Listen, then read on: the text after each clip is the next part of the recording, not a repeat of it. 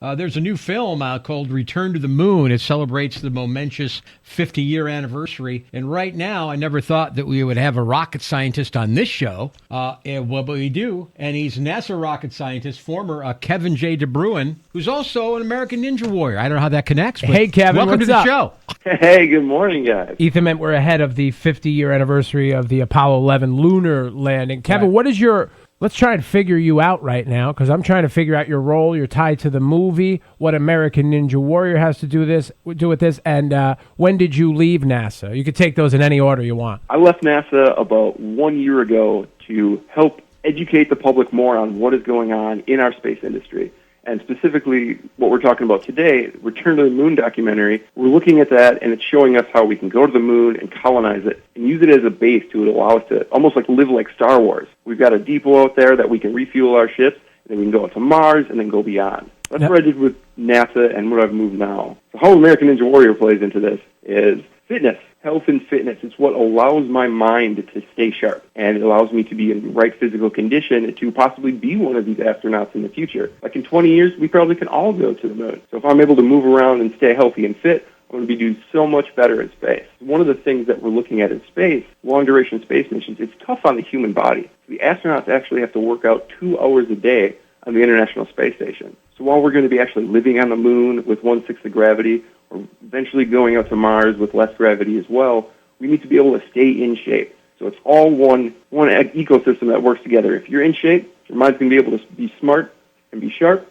and then we're going to be able to explore the stars even better. Kevin J. DeBruin joining us, former NASA rocket scientist, and he's out promoting Return to the Moon, the new film celebrating the 50-year anniversary of the Apollo 11 lunar landing. What is the state of our space program today? I mean, it's more of a corporate game, right? It's a corporate space race, and what is NASA's relationship with these corporations? Yeah, it's been an evolution in the space industry. We're really moving into the private sector. So NASA works with these private companies like SpaceX and Blue Origin and Astrobotics.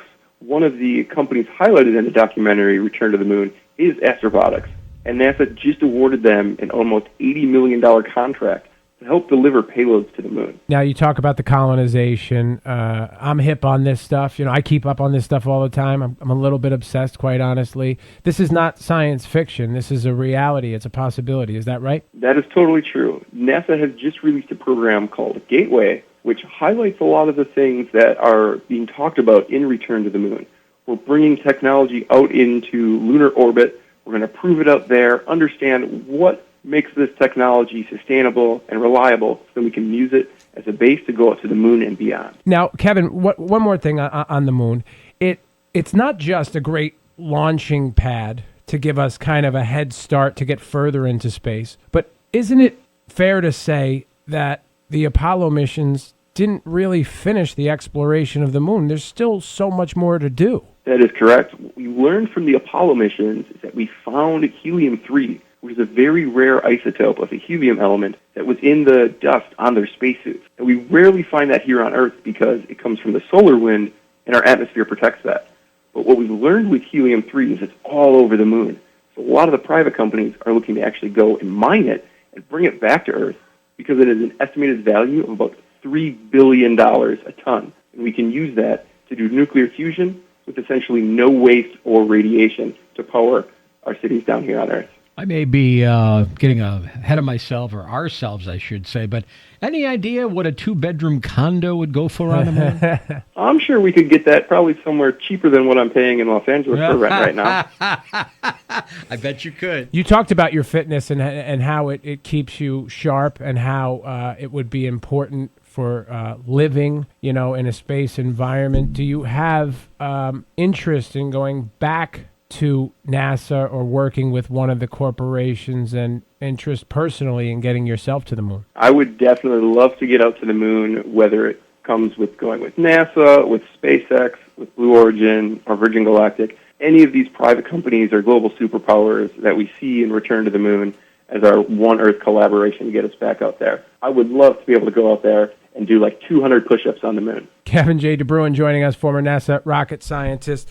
I don't want to get too wacky here, but some of the, and I forget which Apollo 11 astronaut. I mean, I don't know if it was necessarily Apollo 11. That's what I'm saying. I don't remember which Apollo astronaut said this, but when they dropped space debris on the moon, it rang like a bell for hours. Have you heard this, and what do you think about it? I have not heard that specifically, but it could make sense. So something that we just found recently with NASA is that they found that there was a huge mass in the moon. They're not exactly sure what it is, but one of the theories is that it's a deep embedded dense material of the asteroid impact from long ago. And so with that much metal, if you're dropping stuff down and vibrating in space, that could make sense. Now, where do you, and since I already started taking you there, because I have a theory about the ringing bell, where do you stand on, I always like to ask guys of your level of intelligence, and you got to a high level in NASA, that's obviously there are amazing clearances that you had to get. Where do you stand on extraterrestrial life, Kevin? I wish we had found it. I would love to say that there are aliens out there. We're looking. We just haven't been able to contact and find them yet. Now, what do you think the possibilities are? I mean, I know you guys like to deal with, of course, the facts and not the theories and speculation, but I mean, to look up at that sky and know the infinity of it, how can there not be life out there? Exactly. One of the main projects I was working on at NASA was called the Europa mission. The Europa is one of the many moons of Jupiter, and we believe it's the best place to find life in our solar system outside of Earth. We're looking for microbacteria. It's essentially a moon that is a ball of water that's frozen on the outside. So if we can do things like what are highlighted into Return to the Moon, to go back there and establish it as a base, we can use that as a stepping stone to then jump out and send more exploration to Europa to find life within our own solar system. What are people going to see in the film Return to the Moon? Tell us a little bit about it. They're going to see us exploring the new global space race of taking humankind back to the moon and beyond. We're going to be able to go there, possibly mine the amazing new rare isotope of helium-3 to bring that back to Earth. We're going to explore what it takes to actually set up a colony. How long is it going to be? Where are we going to live? How are we going to be able to operate and grow this colony with an international collaboration? Kevin J. DeBruin, check him out on NBC's American Ninja Warrior. Check out the movie Return to the Moon. Thank you so much for a few minutes of your time. And Kevin, we're going to be reaching out to you. I know you're on a radio tour, but we got to get you back on the show. I got to get deeper here. I would love to do that. And I'll add one last thing. Go ahead. To view this documentary, you can sign up for a special 30-day free trial by going to curiositystream.com/Kevin. All righty. curiositystream.com/Kevin. Kevin, thank you so much. Sir. Appreciate it. Thank you. All righty. Bye-bye.